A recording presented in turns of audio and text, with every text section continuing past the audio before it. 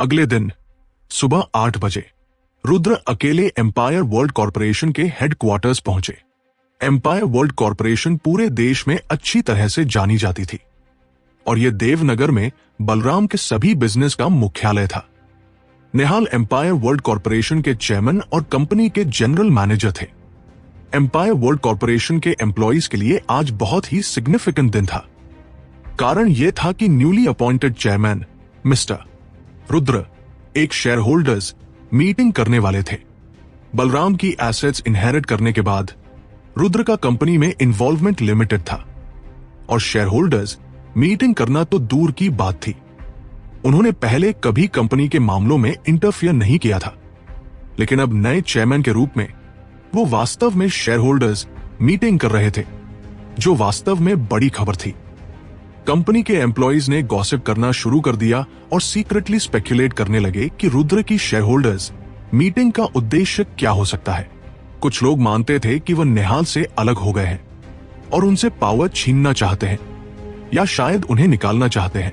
दूसरों का मानना था कि वह कंपनी के बिजनेस का कंट्रोल पूरी तरह से रिलिंक्विश कर सकते हैं और इसे नेहाल को देने की तैयारी कर रहे हैं। ऐसी रूमर्स और स्पेक्युलेशंस काफी रैम्पेंट थी। हालांकि कंपनी के एम्प्लॉइज को रुद्र की शेयर होल्डर्स मीटिंग का सही उद्देश्य नहीं पता था।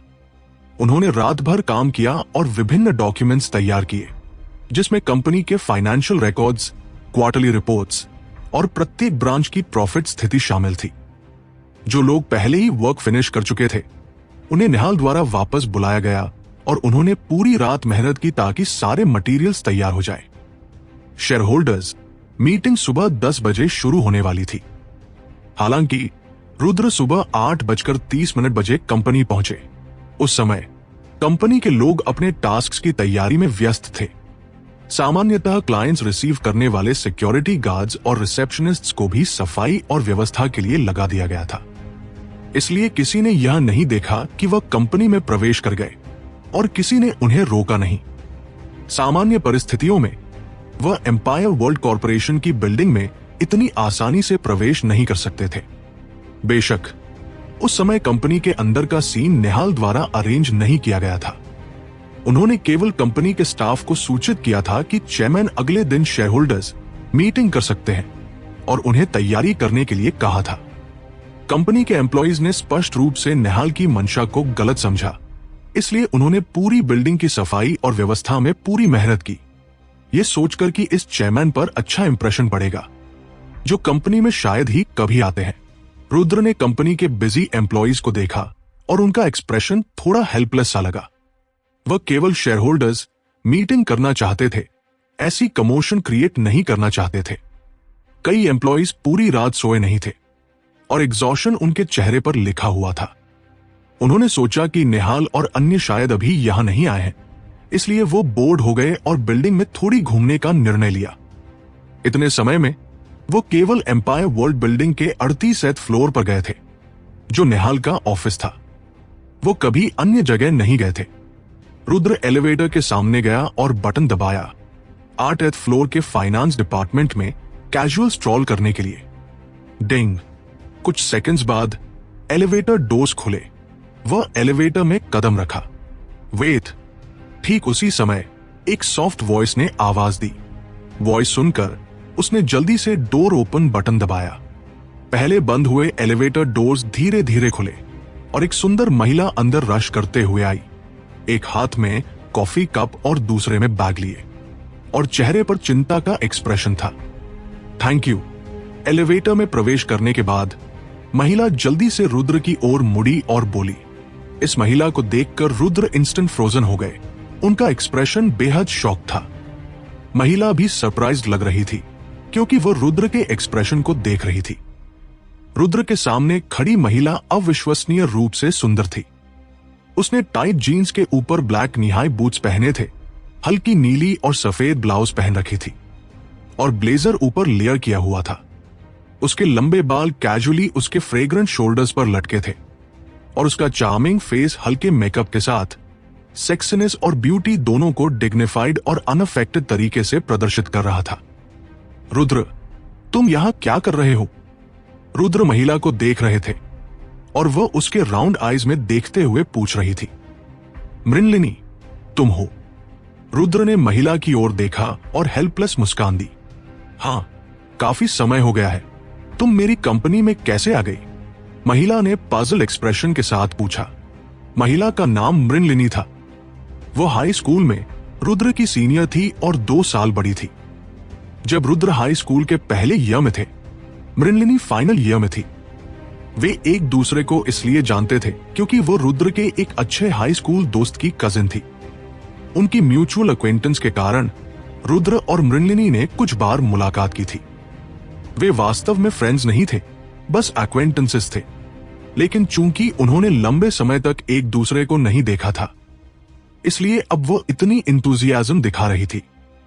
रुद्र जानते थे कि वो हमेशा एक्सीलेंट स्टूडेंट रही है और उसे एम्पायर वर्ल्ड कॉर्पोरेशन में काम करना कोई असंभव बात नहीं थी। लेकिन रुद्र को ये मृणलिनी को कैसे समझाना है, ये पता नहीं था। अगर वह सीधे बताए कि एम्पायर वर्ल्ड कॉर्पोरेशन उसका है, तो वह निश्चित रूप से विश्वास नहीं करेगी और शायद आगे एक्सप्लेनेशन देना पड़े। इसलिए उसने रैंडम एक्सक्यूज देने का प्लान बनाया। रुद्र, तुम आज हमारी कंपनी में इंटरव्यू के लिए आए हो, है ना? लेकिन उस समय मृणलिनी ने अनएक्सपेक्टेडली रुद्र के लिए एक एक्सक्यूज ढूंढ लिया। वह जानती थी कि उसका फैमिली बैकग्राउंड कभी अच्छा नहीं था।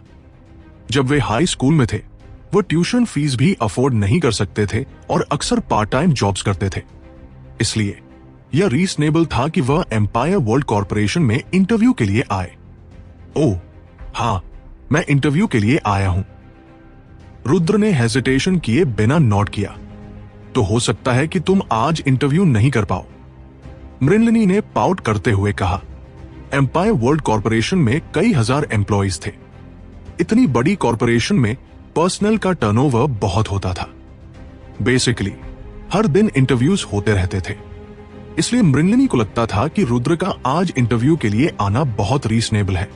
मैं इंटरव्यू पास नहीं कर सकता। मृणलिनी की बात सुनकर रुद्र थोड़ी देर के लिए रुक गए, फिर उसे देखकर पूछा, मैं इंटरव्यू पास क्यों नहीं कर सकता? मृणलिनी ने ऊपर रुद्र की तरफ देखा, फिर एलिवेटर के चारों ओर नजर दौड़ाई, ये सुनिश्चित करने के लिए कि अंदर कोई और नहीं है, और धीरे से कहा, और क्या हो सकता है? हमारी कंपनी के नए चेयरमैन आज शेयर होल्डर्स मीटिंग कर रहे हैं। ये चेयरमैन हमारी कंपनी में शायद ही कभी आता है, लेकिन किसी कारण से उन्होंने अचानक शेयर होल्डर्स मीटिंग करने का फैसला किया। इसलिए कंपनी के सभी लोग इस मीटिंग के लिए ओवरटाइम कर रहे हैं। यहां तक कि पर्सनल के लोग भी अभी बहुत बिजी हैं। वो तुम्हारा इंटरव्यू कैसे कर सकते हैं? उसकी बात सुनकर रुद्र की आंखों में हल्की हेल्पलेसनेस दिखाई दी। मृणलिनी ये नहीं जानती थी कि जिस नए चेयरमैन का उसने जिक्र किया, वो अभी उसके सामने ही खड़ा था। तुम्हें बता दूं, हमारी कंपनी का नया चेयरमैन एक रिच है। ऐसा लगता है कि वह चेयरमैन इसलिए बने क्योंकि उन्होंने फॉर्मर चेयरमैन की लेगेसी इनहेरिट की। लेकिन यह व्यक्ति एक प्लेबॉय है और कंपनी के मामलों में बिल्कुल भी ध्यान नहीं देता। यूजुअली सब कुछ मिस्टर नेहाल हैंडल करते हैं। मुझे नहीं पता इस बार क्या हुआ। उसने अचानक कहा कि शेयर होल्डर्स मीटिंग होगी, और ये इतना अचानक था। सच में मुझे बहुत गुस्सा आया। मुझे आज छुट्टी मिली थी, लेकिन मुझे हमारी डिपार्टमेंट के मैनेजर ने बुला लिया। मृणलिनी ने रुद्र की तरफ देखते हुए अपनी शिकायत जारी रखी। तो ऐसा है। उसकी बात सुनकर उसने हल्का सिर हिलाया, फिर कहा, चूंकि मैं आज इंटरव्यू नहीं कर सकता, मैं बस चला जाता हूं। रुद्र, मत जाओ। देखकर कि वह जाने वाला है, उसने जल्दी से हाथ बढ़ाया और उसे रोका। तुमने नहीं कहा कि कोई भी मुझे इंटरव्यू नहीं करेगा, तो मैं यहां क्यों रुकूं? उसने पजल टोन में पूछा। रुद्र, तुम्हें हमारी एम्पायर वर्ल्ड कॉर्पोरेशन की ताकत का पता है ना? उसने रहस्यमय लुक के साथ पूछा। मुझे पता है।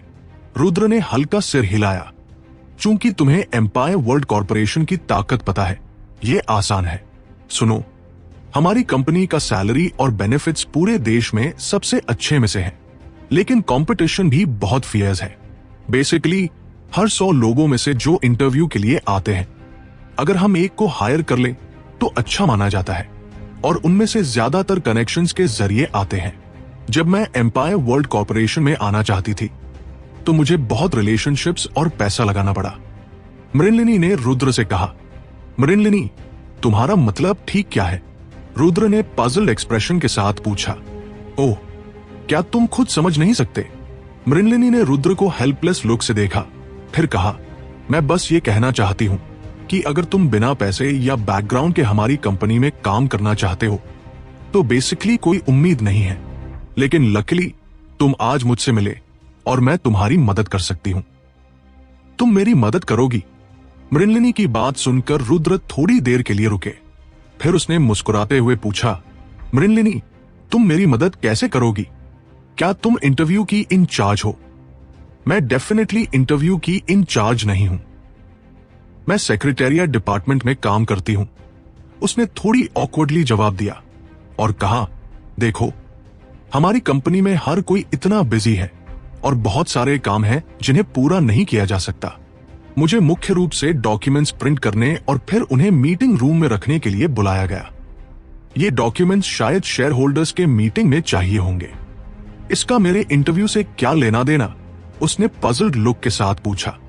तुम इतनी स्लो क्यों हो? मृणलिनी ने हेल्पलेस लुक के साथ देखा, फिर कहा, अभी 8:30 बजे हैं और शेयर होल्डर्स मीटिंग 10 बजे शुरू होती है।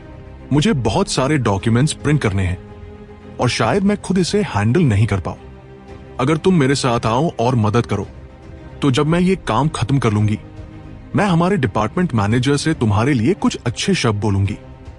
अगर हमारे डिपार्टमेंट मैनेजर खुश होंगे तो शायद वे सीधे तुम्हें हायर कर ले, समझे? उसने उसकी बात सुनकर इंस्टेंटली स्टन्ड हो गया। रुद्र, तुम सच में लकी हो। ये एक फॉर्चून टर्न ऑफ इवेंट्स है और तुम हेजिटेट कर रहे हो। तुम्हें पता होना चाहिए कि बिना पैसे या पावर के कोई तुम्हारे जैसा व्यक्ति केवल इस तरह के मौके से हमारी कंपनी में प्रवेश कर सकता है, समझे? उसने मुस्कुराते हुए कहा। मृणलिनी, अगर तुम चाहते हो कि मैं तुम्हारी मदद करूं तो सीधे कह दो, ऐसे घुमाव क्यों? उसने हेल्पलेस टोन में कहा। मृणलिनी का एक्सप्रेशन थोड़ा एम्बैरेस्ड लग रहा था। उसने टंग स्टिक करके कहा, समझ गए, एक फूल भी समझ सकता था। उसने कैजुअली कहा, ये सब उस अनोइंग चेयरमैन की वजह से है। उन्होंने शेयर होल्डर्स मीटिंग करने पर जोर दिया। मैं ओरिजिनली सोचना चाहती थी कि आज मैं आराम करूं, लेकिन मैनेजर ने मुझे फोन करके सीधे बुला लिया। रास्ते में कुछ ट्रैफिक था, इसलिए समय लगा। अगर मैं खुद डॉक्यूमेंट्स प्रिंट करने जाती तो डेफिनेटली समय पर नहीं पहुंच पाती। इसलिए रुद्र, कृपया मेरी मदद करो। मृणलिनी ने स्पॉल्ड तरीके से रुद्र का हाथ हिलाया। उसने हेल्पलेस एक्सप्रेशन के साथ उसे देखा, फिर धीरे से कहा, ठीक है, वैसे भी मेरे पास और कुछ नहीं है, इसलिए मैं तुम्हारे साथ चलूंगा। रुद्र, तुम सच में ग्रेट हो। जब तुम हमारी कंपनी में इंटरव्यू के लिए आए, मैं जरूर तुम्हारे लिए बोलूंगी। चिंता मत करो, उसने खुश होकर कहा। तो अब हम डॉक्यूमेंट्स प्रिंट करने कहा जाए? उसने सॉफ्टली पूछा। मैं तुम्हें प्रिंटिंग रूम ले चलूंगी। मैं सेक्रेटेरिएट डिपार्टमेंट में काम करती हूं और मेरा ज्यादातर काम विभिन्न डॉक्यूमेंट्स प्रिंट करना है, उसने पाउट करते हुए कहा। फिर रुद्र को पकड़कर एलिवेटर से बाहर निकली और प्रिंटिंग रूम में गई। एम्पायर वर्ल्ड कॉर्पोरेशन का प्रिंटिंग रूम बहुत बड़ा था और इस समय कई एम्प्लॉइज डॉक्यूमेंट्स प्रिंट कर रहे थे। उनके चेहरे पर टेंशन साफ दिख रही थी। हालांकि प्रिंटिंग रूम में 1 दर्जन से अधिक प्रिंटर्स थे। इस समय हर एक प्रिंटर यूज में था। रुद्र और मृणलिनी लगभग 10 मिनट इंतजार करने के बाद आखिरकार एक वेकेंट प्रिंटर खोज पाए। मृणलिनी जल्दी से अपना यूएसबी ड्राइव कंप्यूटर में लगाई और फाइल्स प्रिंट करना शुरू किया। वह प्रिंटिंग की इंचार्ज थी, जबकि रुद्र डॉक्यूमेंट्स बाइंड करने का काम कर रहा था। दोनों बिजी और एफिशिएंट थे। आधे घंटे बाद रुद्र और मृणलिनी आखिरकार सभी डॉक्यूमेंट्स प्रिंट करना खत्म कर चुके थे। रुद्र ने सामने रखी डॉक्यूमेंट्स की स्टैक को देखा। उसकी एक्सप्रेशन एस्टॉनिशमेंट से भरी हुई थी। रोक न पाकर उसने उसे देखा और पूछा, क्या हमें सच में शेयर होल्डर मीटिंग के लिए इतने सारे डॉक्यूमेंट्स की जरूरत है? जनरली जरूरी नहीं है, लेकिन हमारे चेयरमैन ने हमें इस शेयर होल्डर मीटिंग का मेन कंटेंट नहीं बताया, इसलिए हमें प्रिकॉशन के तौर पर ये सारे डॉक्यूमेंट्स प्रिपेयर करने पड़ते हैं। भले ही हम इन्हें इस्तेमाल न करें, हमें तैयार रखना जरूरी है। अगर चेयरमैन को जरूरत पड़ी और डॉक्यूमेंट्स नहीं होंगे तो पेनल्टीज या डिसमिसल का खतरा हो सकता है। उसने अपनी फोरहेड की पसीने पोंछते हुए सॉफ्टली एक्सप्लेनेशन दी। इतना स्ट्रिक्ट? रुद्र ने अपनी ब्रो फरो की और पूछा। हाँ, यही हमारे जैसे एम्प्लॉइज की जिंदगी है। उसने हेल्पलेसली साई किया और फिर रुद्र से कहा, ऑल राइट, अब चलो इन डॉक्यूमेंट्स को कॉन्फ्रेंस रूम में ले जाकर अरेंज करते हैं, फिर मैं अपने काम को पूरा मान सकती हूं। सुबह के 9 बजे थे और शेयर होल्डर मीटिंग शुरू होने में 1 घंटे से भी कम समय बचा था और वह समय पहले ही काफी था। ओके, रुद्र ने हल्के से नॉड किया और डॉक्यूमेंट्स उठाने की तैयारी की। Ring ring. तभी उसका फोन अचानक बजा। फोन की आवाज सुनते ही उसने जल्दी से डॉक्यूमेंट्स नीचे रख दिए, फोन निकाला और सॉफ्टली आंसर करते हुए कहा, मैनेजर, मैंने जिन डॉक्यूमेंट्स के लिए जिम्मेदार थी उन्हें प्रिंट करना खत्म कर दिया है। अब मैं उन्हें कॉन्फ्रेंस रूम में डिलीवर कर दूंगी। मृणलिनी, एक और डॉक्यूमेंट प्रिंट करना है। मैंने उसे तुम्हें फेसबुक पर भेजा है। मैनेजर की टोन अर्जेंट लग रही थी। क्या? एक और डॉक्यूमेंट? यह सुनकर उसकी आईज में एक्साइटमेंट की झलक आई। हाँ, मुझे कल भेजना भूल गया था। जल्दी से प्रिंट कर दो, यह डॉक्यूमेंट बहुत इंपॉर्टेंट है, मैनेजर ने लो वॉइस में कहा। All right. उसने टाइम चेक किया। उसकी आईज में हेल्पलेसनेस झलक रही थी। उसने सीधे फोन हैंग कर दिया। क्या हुआ? रुद्र ने उसकी अनप्लेजेंट एक्सप्रेशन देखकर पूछा। और क्या हो सकता है? मैनेजर ने अभी कॉल किया और कहा कि एक और डॉक्यूमेंट प्रिंट करना है। इतना अनोइंग। इतने सारे डॉक्यूमेंट्स हैं तो एक साथ क्यों नहीं भेज दिए?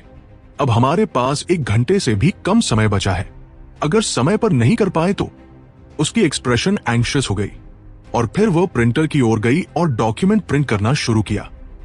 10 मिनट बाद रुद्र और मृणलिनी ने आखिरकार सभी डॉक्यूमेंट्स प्रिंट कर लिए और 2 स्टैक से 4 पेपर्स के कॉन्फ्रेंस रूम में ले गए। अब हमें क्या करना चाहिए? रुद्र ने सॉफ्टली पूछा। चलो जल्दी से इन डॉक्यूमेंट्स को अरेंज करते हैं। अब केवल 15 मिनट से कम समय बचा है। अगर हम दोनों मिलकर काम करें तो 10 मिनट में पूरा कर सकते हैं। मृणलिनी ने अपनी फोन की तरफ ग्लांस किया। उसकी टोन एंग्शियस थी और उसने रुद्र से कहा, ओके। रुद्र ने हल्के से नॉड किया और डॉक्यूमेंट्स अरेंज करना शुरू किया। फाइल्स अरेंज करते समय उसने ब्रीफ ग्लांस लिया और देखा कि ये मोस्टली कंपनी की फाइनेंशियल रिपोर्ट्स थी। लेकिन ये फाइनेंशियल रिपोर्ट्स उस शेयर होल्डर मीटिंग से लगभग अनरिलेटेड थी जो वो होल्ड करने वाला था। अगर रुद्र पहले जानता कि ऐसा होगा तो वह सीधे निहाल को बता देता कि वह क्या करना चाहता है। इस तरह मृणलिनी जैसे लोअर लेवल एम्प्लॉइज को इतना बिजी नहीं होना पड़ता। मिस्टर योगेश, आप इतनी जल्दी क्यों आए? मिस्टर शैलेश क्वात्रा, आप भी जल्दी आए हैं। यह हमारी कंपनी के न्यूली अपॉइंटेड चेयरमैन की पहली शेयर होल्डर मीटिंग है। छोटे शेयर होल्डर्स के तौर पर हमें जल्दी आना ही चाहिए। चेयरमैन को इंतजार नहीं करवा सकते, है ना? हाँ, जूनियर चेयरमैन कुछ समय से कंपनी संभाल रहे हैं। इस सडन शेयर होल्डर मीटिंग में जरूर कुछ इंपॉर्टेंट डिस्कस करना है। कोई इनसाइडर इंफॉर्मेशन है आपके पास? मिस्टर योगेश, मेरे पास कोई इनसाइडर इंफॉर्मेशन नहीं है। मिस्टर निहाल के अलावा हमने मिस्टर रुद्र से नहीं मिले या बात नहीं की, तो इनसाइडर इंफॉर्मेशन कहां से आएगी? तभी अचानक कॉन्फ्रेंस रूम के बाहर से शोर की आवाज आई। कंपनी स्टाफ के साथ कुछ middle aged main conference room की ओर चैट करते हुए आए। हम आ गए हैं। मृणलिनी ने समय देखा। सुबह के 9:50 था और शेयर होल्डर मीटिंग शुरू होने में 10 मिनट से भी कम समय बचा था। फिर भी शेयर होल्डर्स पहले ही आ चुके थे। आखिरकार यह रुद्र की पहली शेयर होल्डर मीटिंग थी और शेयर होल्डर्स ने जानबूझकर जल्दी आकर अच्छा इंप्रेशन छोड़ने की कोशिश की। पहले ऐसा कभी नहीं होता। उसकी एक्सप्रेशन नर्वस हो गई क्योंकि वह जानती थी कि अगर शेयर होल्डर्स को पता चला कि उसका काम पूरा नहीं हुआ तो वे बहुत गुस्सा होंगे। रुद्र स्थिति से अनजान डॉक्यूमेंट्स अरेंज करता रहा। रुद्र, उसने फरोड ब्रो के साथ बुलाया। मृणलिनी, क्या हुआ? रुद्र ने ऊपर देखा। उसकी एक्सप्रेशन कंफ्यूज थी। अरेंज करना बंद करो, कोई आया है, उसने लो वॉइस में कहा। अगर कोई आया है तो उससे हमारा क्या लेना देना? रुद्र ने अपनी एक्शन रोकी और उसकी तरफ देखा, पजल एक्सप्रेशन के साथ पूछा, स्क्वीक। तभी कॉन्फ्रेंस रूम का डोर बाहर से अचानक पुश हुआ। कुछ middle aged man conference room में चले आए। आप दोनों कॉन्फ्रेंस रूम में क्या कर रहे हैं? शेयर होल्डर मीटिंग शुरू होने वाली है। पता नहीं, एक मिडिल एज्ड मैन ने रुद्र और मृणलिनी को देख फरोड ब्रो के साथ पजल टोन में पूछा। उसकी आईज नर्वसनेस से झलक रही थी और उसने एक्सप्लेनेशन देने के लिए मुंह खोला, लेकिन जब मिडिल एज्ड मैन ने डॉक्यूमेंट्स देखे तो उसे तुरंत सब समझ में आ गया। उसने अपनी आईज वाइड की और शाउटेड, शेयर होल्डर मीटिंग शुरू होने में 10 मिनट से कम समय बचा है और आप दोनों ने डॉक्यूमेंट्स अभी तक अरेंज नहीं किए। आप दोनों क्या कर रहे हैं? हाँ, आप दोनों क्या कर रहे हैं? शेयर होल्डर मीटिंग शुरू होने वाली है और आपने डॉक्यूमेंट्स अरेंज नहीं किए। क्या आप रिजाइन करने वाले हैं? हमारी कंपनी ने कब ऐसे एम्प्लॉइज हायर किए? मीटिंग शुरू होने वाली है और आप अभी भी डॉक्यूमेंट्स अरेंज कर रहे हैं। अगर चेयरमैन ने यह देखा तो क्या होगा? अदर शेयर होल्डर्स के फेसेस भी एंग्री हो गए और उन्होंने लो वॉइसेस में विस्पर करना शुरू कर दिया। इस बीच मृणलिनी वहीं जमी खड़ी रही। उसकी एक्सप्रेशन डिस्पेयर से भरी हुई थी। असल में सामान्य परिस्थितियों के हिसाब से रुद्र और मृणलिनी आसानी से उन डॉक्यूमेंट्स को व्यवस्थित कर सकते थे, क्योंकि सुबह के 10 बजे में अभी केवल 10 मिनट बाकी थे। हालांकि डॉक्यूमेंट्स काफी थे, फिर भी 10 मिनट पर्याप्त होते उन्हें सही तरीके से अरेंज करने के लिए। लेकिन उन्होंने कभी सोचा नहीं था कि शेयर होल्डर्स मीटिंग में आने वाले थे इतनी जल्दी पहुंच जाएंगे। उन्हें यह भी महसूस हुआ कि ये शेयर होल्डर्स उस समय जो मृणलिनी कर रही थी उससे बेहद नाखुश थे। लेकिन असल में रुद्र जानता था कि यह पूरी तरह से उसका दोष नहीं था। आखिरकार उनका सेक्रेटरी डिपार्टमेंट ने उसे अकेले ही इतना सारा प्रिंटिंग काम सौंप दिया था और बीच में एक एडिशनल फाइल भी जोड़ दी थी। यह वर्कलोड उसके लिए पूरा करना असंभव था। मृणलिनी अकेले ही नहीं, अगर रुद्र भी शामिल होता तब भी दोनों केवल कोशिश कर सकते थे कि 10 बजे से पहले फाइल्स अरेंज कर दे। अगर वह अकेले होती तो भले ही खुद एग्जॉस्ट हो जाए, तब भी काम पूरा नहीं कर पाती। मैंने सोचा नहीं था कि निहाल की कंपनी के शेयर होल्डर्स में इतनी सीमित क्षमता होगी, लेकिन ऐसा एटीट्यूड होगा। रुद्र मन ही मन साय कर दिया। उसे पता था कि एम्पायर वर्ल्ड कॉर्पोरेशन के अधिकांश काम निहाल अकेले संभालते हैं और ये शेयर होल्डर्स केवल शेयर होल्डर्स मीटिंग में ही कंपनी आते हैं। इस बीच मृणलिनी बेबस खड़ी थी। उसका चेहरा एक्सट्रीम नर्वसनेस से भरा हुआ था, क्योंकि उसे नहीं पता था कि ये शेयर होल्डर्स आगे क्या करने वाले हैं। आप किस डिपार्टमेंट से हैं? तभी एक मिडिल एज्ड आदमी उसके पास आया और ठंडे अंदाज में पूछा। सेक्रेटरी डिपार्टमेंट, मृणलिनी ने सॉफ्टली जवाब दिया। अच्छा, तो सेक्रेटरी डिपार्टमेंट के लोग ऐसे ही काम करते हैं, है ना? मीटिंग शुरू होने वाली है और तुमने डॉक्यूमेंट्स भी तैयार नहीं किए। मैं अभी तुम्हारे डिपार्टमेंट मैनेजर को फोन करता हूं और उसे दिखाता हूं कि इस मामले को ठीक से कैसे हैंडल करना चाहिए। मिडिल एज्ड आदमी ने स्टर्न फेस के साथ चिल्लाया, फिर फोन निकाला और नंबर डायल किया। मृणलिनी वहीं खड़ी थी। उसका एक्सप्रेशन डिस्पेयर से भरा हुआ, क्योंकि उसने कभी सोचा नहीं था कि ये शेयर होल्डर्स इतने टेम्परमेंटल होंगे कि सीधे उसके मैनेजर को कॉल कर दे। हेलो, क्या ये सेक्रेटरी डिपार्टमेंट की मिस कुसुम है? मैं प्रमोद हूं। तुरंत मीटिंग रूम में आइए। मिडिल एज्ड आदमी ने ब्लैंक एक्सप्रेशन के साथ फोन में चिल्लाया, फिर सीधे हैंग अप कर दिया।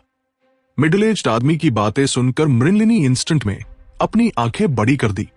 उसका एक्सप्रेशन फियर से भर गया, क्योंकि उसने नहीं सोचा था कि उसके सामने खड़ा मिडिल एज्ड आदमी वास्तव में प्रमोद था।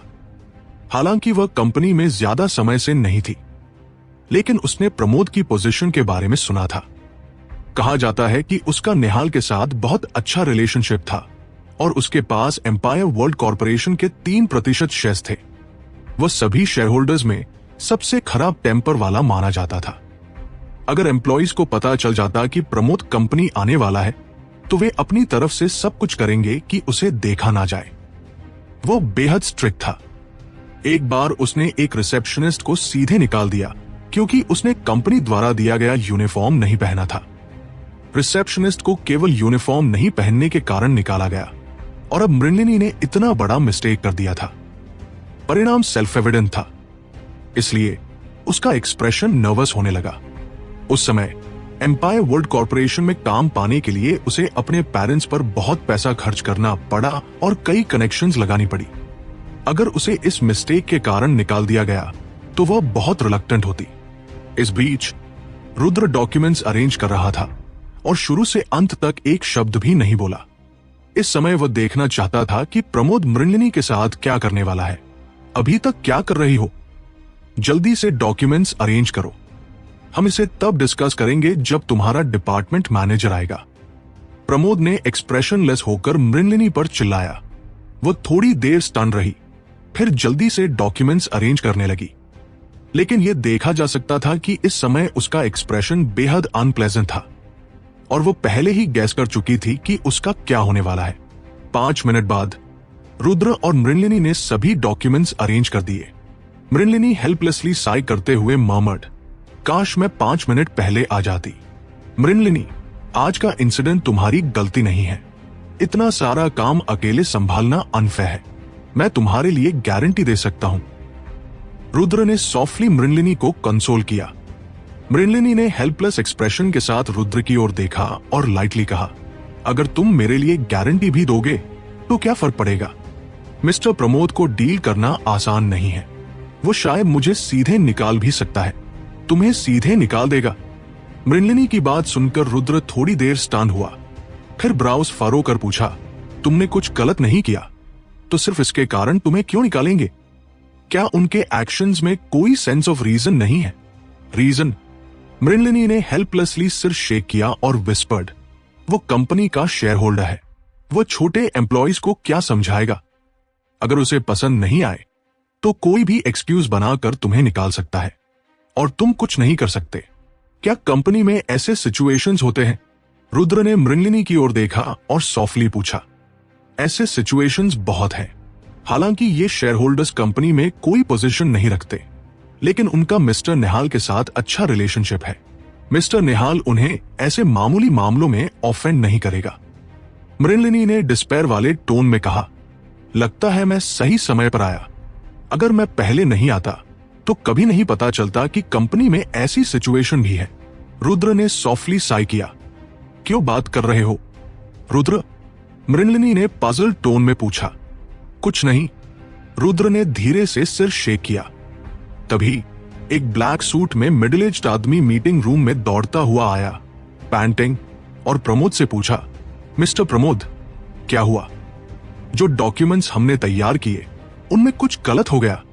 डॉक्यूमेंट्स समस्या नहीं है, बल्कि ये 2 लोग हैं। प्रमोद ने एक्सप्रेशनलेसली जवाब दिया। लोग समस्या है? मिस कुसुम ने इंस्टिंक्टिवली सिर घुमाया और मृणलिनी की ओर देखा, फिर पजल टोन में पूछा, मिस्टर प्रमोद, क्या हो रहा है? शेयर होल्डर्स मीटिंग शुरू होने वाली है, लेकिन तुम्हारे डिपार्टमेंट के ये 2 एम्प्लॉइज मीटिंग के लिए डॉक्यूमेंट्स भी तैयार नहीं किए हैं। अच्छा है कि मिस्टर रुद्र आज जल्दी नहीं आया। अगर उसने देखा कि ये 2 लोग यहां फाइल्स अरेंज कर रहे हैं तो तुम्हें क्या लगता है क्या होता? प्रमोद ने गुस्से में चिल्लाया, उसकी आंखें वाइड ओपन थी। मिस कुसुम का चेहरा प्रमोद की बात सुनकर तन गया। वो हकलाते हुए प्रमोद से बोली, मिस्टर प्रमोद, ये मामला वास्तव में हमारी सेक्रेटरी डिपार्टमेंट की जिम्मेदारी है। मैं मानती हूं कि ये हमारे काम में नेग्लिजेंस थी। नेग्लिजेंस? क्या तुम सोचती हो कि बस ये कह देने से सब ठीक हो जाएगा कि ये नेग्लिजेंस थी? प्रमोद ने चौड़े आंखों से घूरते हुए चिल्लाया, फिर आगे बढ़ते हुए कहा, फॉर्चुनेटली मिस्टर रुद्र और मिस्टर निहाल अभी तक नहीं आए हैं। अगर वे यहां होते, क्या तुम ये रिस्पॉन्सिबिलिटी संभाल सकती थी?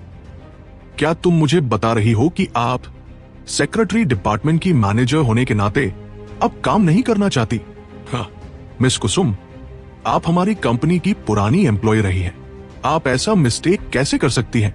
इतने महत्वपूर्ण काम के लिए आपने इसे इन दोनों लोगों को सौंपा। ये क्या हो रहा है?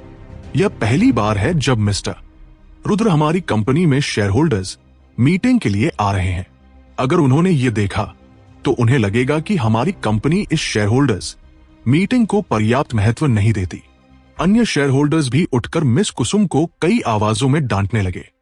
मिस कुसुम, हालांकि सिर झुकाकर चुप रही। यह दृश्य देखकर मृणलिनी खुद को बहुत गिल्टी महसूस करने लगी। वो मानती थी कि यह सब उसकी वजह से हुआ। अगर वह समय पर नहीं आई होती तो चीजें इतनी बढ़ती नहीं। ठीक है, शेयरहोल्डर्स, मीटिंग शुरू होने वाली है और मैं यह समय बर्बाद करने के मूड में नहीं हूं। आप मिस कुसुम को कैसे हैंडल करने वाले हैं? प्रमोद ने समय देखा और एक्सप्रेशनलेस होकर उससे पूछा। यह सुनकर मिस कुसुम एक पल के लिए रुक गई। फिर उसने प्रमोद की ओर देखते हुए धीरे से पूछा, मिस्टर प्रमोद, आपके अनुसार इसे हैंडल करने का सही तरीका क्या है? बस उसे सीधे फायर कर दो। हमारी कंपनी को ऐसे एम्प्लॉइज की जरूरत नहीं। प्रमोद ने बिल्कुल भी हेजिटेट नहीं किया और सीधे चिल्लाया, सही है, इस तरह के एम्प्लॉय को कभी हायर ही नहीं करना चाहिए था। अन्य शेयरहोल्डर्स ने भी इस बात में हां मिलाई। उनकी बात सुनकर मृणलिनी का चेहरा बेहद डिस्पेयर में बदल गया। वो स्थिर खड़ी रही, ये सोचते हुए कि अब क्या किया जाए। हालांकि मृणलिनी को इसका पूर्वाभास था। उसने कभी नहीं सोचा था कि प्रमोद और अन्य लोग वास्तव में उसे फायर करना चाहेंगे। मिस कुसुम ने सिर घुमाकर मृणलिनी की ओर देखा। उसकी आंखों में हेल्पलेसनेस की झलक थी। वो धीरे से बोली, मिस्टर प्रमोद, क्या यह पनिशमेंट बहुत सीवियर नहीं है? सीवियर? प्रमोद ने स्नीयर किया, फिर आगे कहा, मैं नहीं सोचता कि यह बहुत सीवियर है। एक बड़ी कंपनी को बड़ी कंपनी जैसी दिखनी चाहिए। मुझे लगता है कि हमारी कंपनी में उसके जैसे बहुत लोग हैं, जिसकी वजह से वर्तमान स्थिति बनी। आज उसे फायर करना दूसरों के लिए वार्निंग भी है। हमारी कंपनी आइडल या इनकॉम्पिटेंट एम्प्लॉइज को कभी टॉलरेट नहीं करेगी। जिनके पास एबिलिटी नहीं है या जो केयरलेस एटीट्यूड रखते हैं, उन्हें एलिमिनेट करना ही होगा। मिस कुसुम ने सामने खड़े प्रमोद को देखा और उसका एक्सप्रेशन कुछ कॉन्फ्लिक्टेड लग रहा था। फिर उसने धीरे से कहा, मिस्टर प्रमोद, वास्तव में मृणलिनी का वर्क एटीट्यूड आमतौर पर काफी अच्छा है। उसका वर्क एटीट्यूड अच्छा है तो फिर वह इस छोटे से मामले को सही से क्यों नहीं संभाल पाई? प्रमोद ने ठंडे अंदाज में पूछा। हाँ, मिस कुसुम, इस तरह के व्यक्ति को सीधे फायर कर देना चाहिए। हमारी कंपनी में लोगों की कमी नहीं है।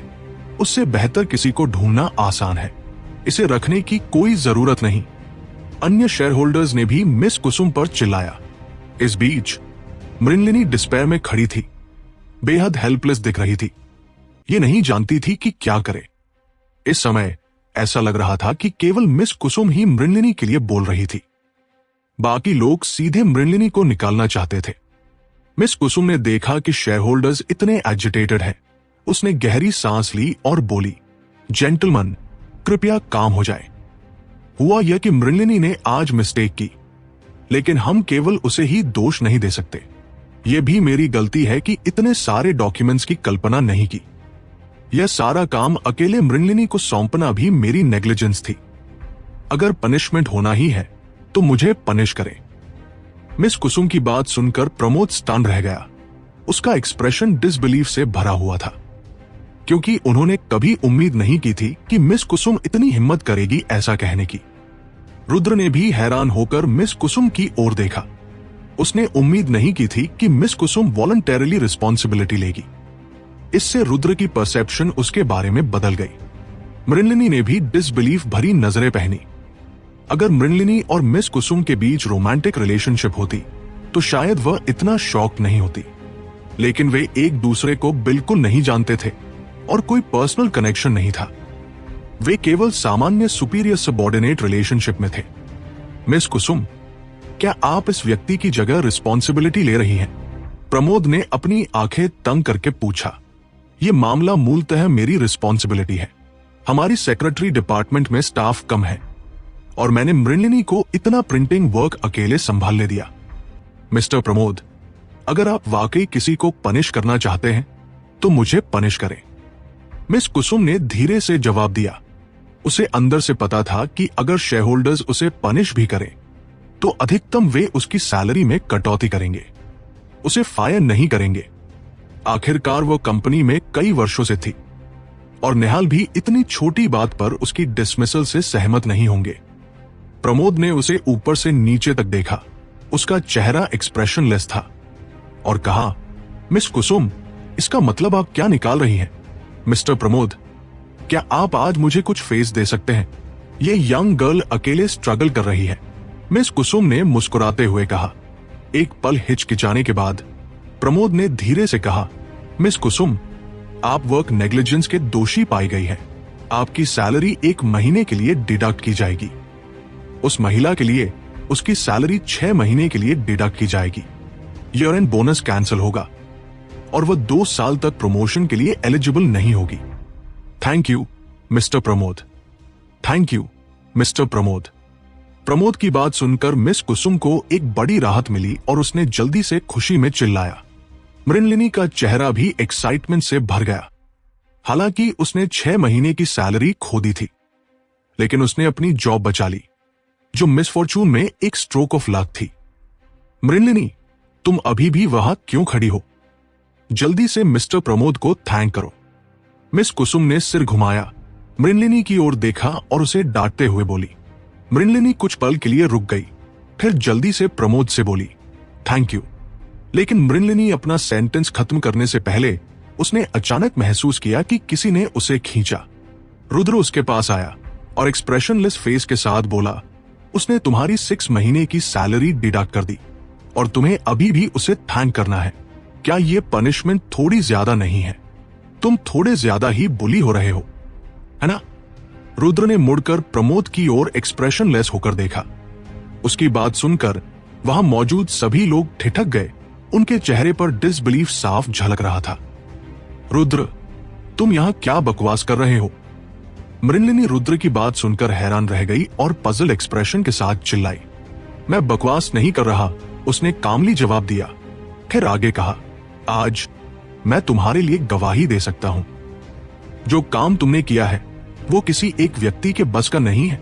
3 लोगों की बात छोड़ो तो वह तुम्हारी 6 महीने की सैलरी क्यों रोक रहा है? इसके करने का कोई भी रीजन नहीं है। उसने उसे देखा, उसका एक्सप्रेशन डिस्पेयर से भरा हुआ था, क्योंकि अभी अभी मृणलिनी सोच रही थी कि भले ही उसकी 6 महीने की सैलरी डिडक्ट हो गई हो, मामला सैटिस्फैक्टरीली हल हो गया था। हालांकि 6 महीने की सैलरी डिडक्ट होना उसके लिए पेनफुल था, फिर भी फायरिंग से बेहतर था, खासकर जब मिस कुसुम उसके लिए लड़ रही थी। लेकिन अब रुद्र की बातों ने मिस कुसुम के सारे एफर्ट्स बेकार कर दिए। ये बच्चा कौन है? मिस कुसुम रुद्र को पहचान नहीं पाई और मृणलिनी से फरोड ब्रो के साथ पूछा। उसकी बात सुनकर मृणलिनी की आईज हेल्पलेसनेस से चमक उठी। फिर उसने धीरे से कहा, यह व्यक्ति इंटरव्यू के लिए आया था। हम पहले से जानते थे एक दूसरे को और मुझे डर था कि मैं सारे काम खत्म नहीं कर पाऊंगी, इसलिए मैंने उसे मदद के लिए बुलाया। मृणलिनी, तुम पागल हो गई हो क्या? तुम कंपनी में स्ट्रेंजर क्यों ला रही हो? इसे अभी बाहर ले जाओ। मिस कुसुम वरीड थी कि रुद्र की बातें प्रमोद और बाकी लोगों का मन बदल सकती है, इसलिए उसने चिल्लाया, ठीक है, मैं इसे अभी ले जाऊंगी। मृणलिनी ने जल्दी से सिर हिलाया, फिर रुद्र को पकड़ते हुए विस्पर किया, रुद्र, मैं मानती हूं कि मैंने इस मामले में गलती की। मैं 6 महीने की सैलरी डिडक्शन स्वीकार करती हूं। मेरे साथ आओ और आगे इंटरफियर मत करना। चाहे वे तुम्हारी सैलरी डिडक्ट करें या नहीं, ये उनका फैसला नहीं है। रुद्र ने मृणलिनी की ओर हल्की नजर डालते हुए एक्सप्रेशनलेस कहा। उसकी बात सुनकर वहां मौजूद शेयरहोल्डर्स ने मॉक और जेयर करना शुरू कर दिया, उसे पागल देखकर। प्रमोद ने थोड़ी देर हेजिटेशन दिखाई, फिर सीधे रुद्र के सामने खड़ा हुआ, प्लेफुल एक्सप्रेशन के साथ पूछा, किड, क्या तुम्हें पता है मैं कौन हूं? जब तुम कहते हो कि चाहे वे उसकी सैलरी डिडक्ट करें या नहीं, ये मेरे ऊपर नहीं है, तो अंतिम फैसला किसका है? क्या तुम्हारे पास अंतिम फैसला है? हाँ, अंतिम फैसला मेरे पास है। रुद्र ने कामली सिर हिलाया।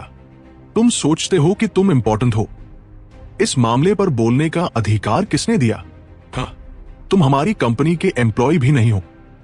बोलने की क्या क्वालिफिकेशन है तुम्हें? यह व्यक्ति यहां क्यों है? क्या वह ट्रबल करने आया है? मुझे लगता है इस व्यक्ति के दिमाग में कुछ इश्यूज हैं। रुद्र की बात सुनकर सभी के चेहरे गुस्से से लाल हो गए और उन्होंने उसे घूर कर चिल्लाया। मिस कुसुम भी हेल्पलेस लग रही थी और उसने मृणलिनी से कहा, कृपया अपने फ्रेंड को बाहर ले जाओ, उसे नॉनसेंस बोलने मत दो। क्या तुम सच में इस स्थिति को एस्केलेट करना चाहती हो? क्या इससे तुम्हें खुशी मिलती है? रुद्र, मैं तुमसे हाथ जोड़कर कह रही हूं। मिस्टर प्रमोद ने मुझे फायरिंग न करके मर्सी दिखाई है। कृपया जल्दी मेरे साथ बाहर चलो। शेयर होल्डर्स, मीटिंग शुरू होने वाली है। अगर तुम ऐसे ट्रबल करते रहे और चेयरमैन देख लिया तो मैं सच में फायर हो जाऊंगी। उसने डेस्परेटली उसे खींचते हुए प्लीडिंग किया। असल में जब तक उसे फायरिंग नहीं होती वो प्रमोद की कोई भी बात मानने को तैयार थी, लेकिन अगर रुद्र ऐसे चलता रहा तो वो सच में फायरिंग हो सकती थी और ये ट्रबलसम हो जाता। उसकी बात सुनकर रुद्र कामली बोला, चिंता मत करो, जब तक मैं यहां हूं कोई भी तुम्हें इस कंपनी से निकाल नहीं सकता। तुम्हारे दिमाग में कुछ प्रॉब्लम है क्या? ये एम्पायर वर्ल्ड कॉर्पोरेशन है, कोई ऐसी जगह नहीं जहां तुम जो चाहो कर सको। मिस कुसुम अब और सहन नहीं कर पाई और गुस्से में रुद्र पर चिल्लाई, किड, क्या तुम्हें पता है कि हम सभी एम्पायर वर्ल्ड कॉर्पोरेशन के शेयर होल्डर्स हैं? अगर हम किसी को निकालना चाहें तो निकाल सकते हैं। तुम कौन हो? मैं सच में नहीं समझ पा रहा कि ये गाय क्या सोच रहा है। क्या उसे खुद नहीं लगता कि उसकी बातें फनी हैं? वहां मौजूद शेयर होल्डर्स अपनी पोजीशन से उसके बारे में बात करने लगे। रुद्र कामली क्राउड की ओर देखता रहा, एक्सप्रेशन अनचेंज्ड, और कहा, तुम इस कंपनी के शेयर होल्डर्स हो। क्या इसका मतलब यह है कि तुम आर्बिट्ररीली दूसरों को निकाल सकते हो? लगता है तुम इस कंपनी में कोई पोजीशन नहीं रखते, है ना? हम पोजीशंस रखते हैं या नहीं, ये हमारा अपना मामला है, इससे तुम्हें क्या लेना देना? एक शेयर होल्डर एजिटेटेड एक्सप्रेशन के साथ चिल्लाया। एम्पायर वर्ल्ड कॉर्पोरेशन से जुड़ी हर चीज मुझसे जुड़ी है, उसने एक्सप्रेशनलेस जवाब दिया। उसकी बात सुनकर सभी ठिठक गए, उनके चेहरे कंफ्यूजन से भरे हुए थे। मृणलिनी रुद्र के पास खड़ी थी। उसे ऐसा लग रहा था कि वो पागल हो रही है।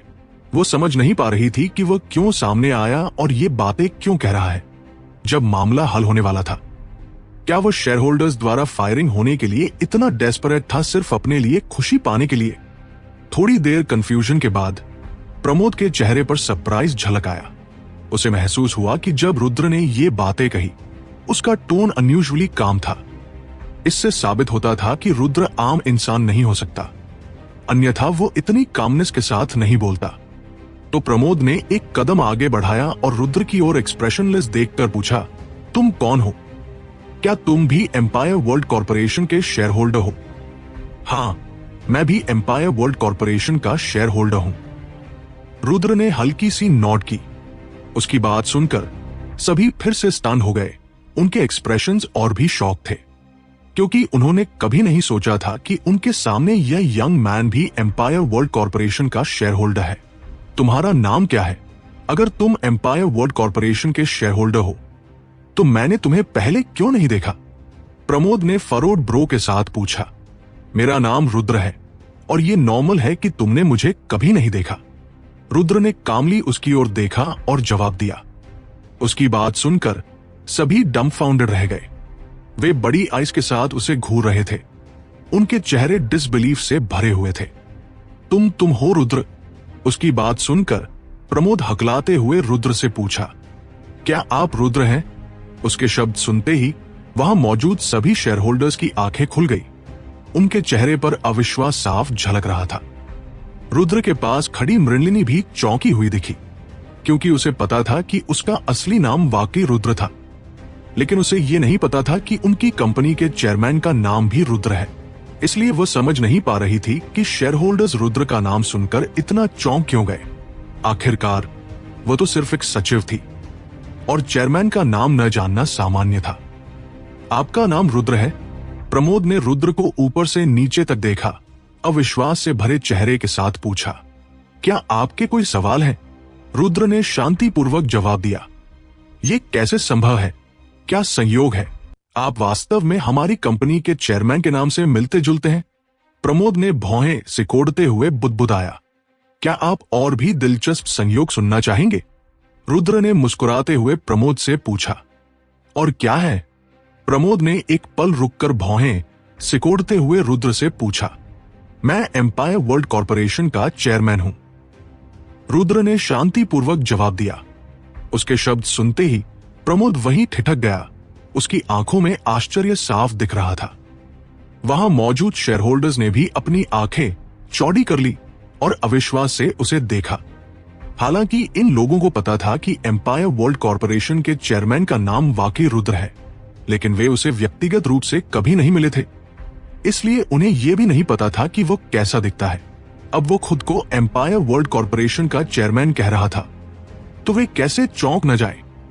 रुद्र के बारे में जो जानकारी उनके पास थी, उससे वे जानते थे कि वो बहुत बूढ़ा नहीं है, शायद सामने खड़े जवान लड़के जितना ही उम्र में है। एक पल में उनकी नजरें अजीब हो गई। क्या ये बच्चा वाकई चेयरमैन हो सकता है? ये कैसे संभव है? चेयरमैन तो मिस्टर नेहाल के साथ आना चाहिए था, है ना? लेकिन अगर ये बच्चा इम्पोस्टर है, तो वो चेयरमैन का नाम कैसे जान सकता है? ये बस बहुत संयोग है। उसके शब्द सुनते ही वहां मौजूद शेयरहोल्डर्स धीरे धीरे फुसफुसाने लगे। जहां अन्य लोग नहीं जानते थे कि वो कौन है, मृणलिनी उसके बैकग्राउंड से बहुत अच्छी तरह वाकिफ थी। उसे पता था कि रुद्र कभी भी एम्पायर वर्ल्ड कॉर्पोरेशन का चेयरमैन नहीं हो सकता। उसकी याददाश्त में वो सिर्फ एक गरीब लड़का था जो अपनी ट्यूशन फीस भी नहीं भर सकता था। रुद्र और एम्पायर वर्ल्ड कॉर्पोरेशन के चेयरमैन में जमीन आसमान का फर्क था। वह यह विश्वास ही नहीं कर पा रही थी कि वह वास्तव में एम्पायर वर्ल्ड कॉर्पोरेशन का चेयरमैन है। रुद्र, तुम यहां क्या बकवास कर रहे हो? क्या तुम कृपया परेशानी पैदा करना बंद कर सकते हो? उसने भौहें तनी और चिड़चिड़े स्वर में उसे डांटा।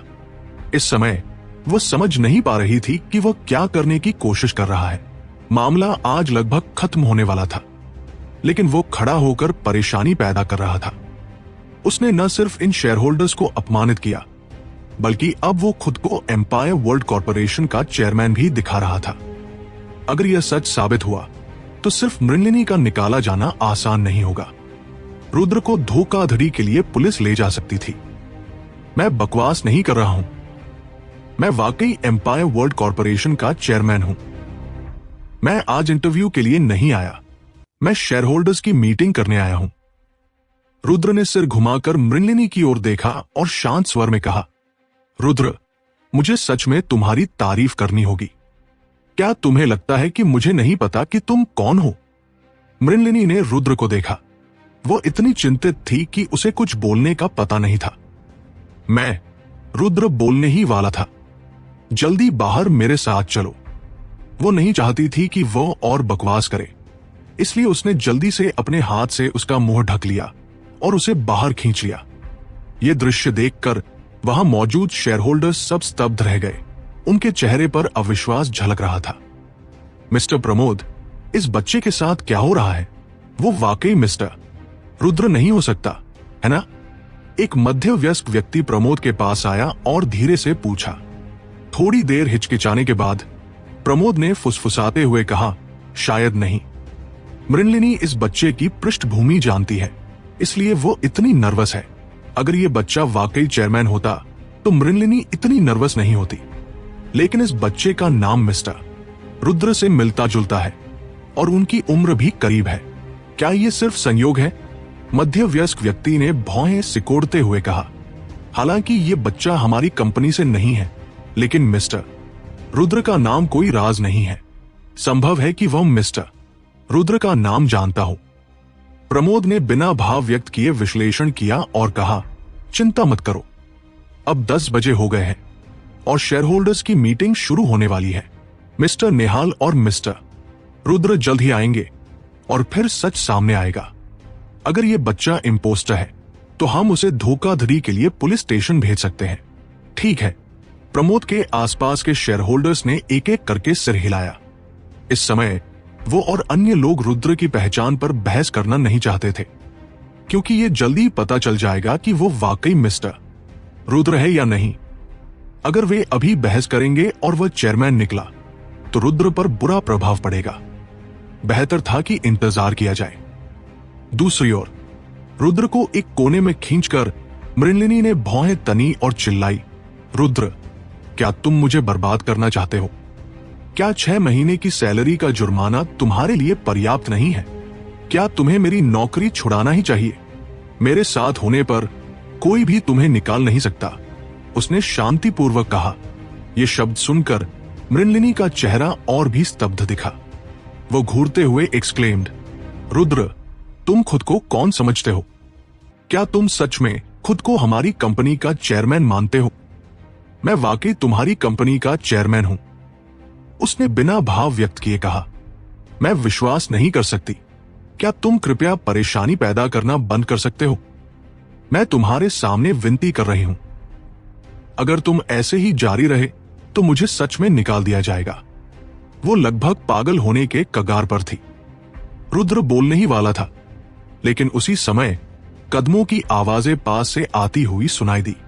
कदमों की आवाज सुनकर सभी ने सिर उठाया और आगे देखा। उन्होंने निहाल को देखा, जो कई शेयरहोल्डर्स को लेकर सीधे मीटिंग रूम की ओर बढ़ रहे थे।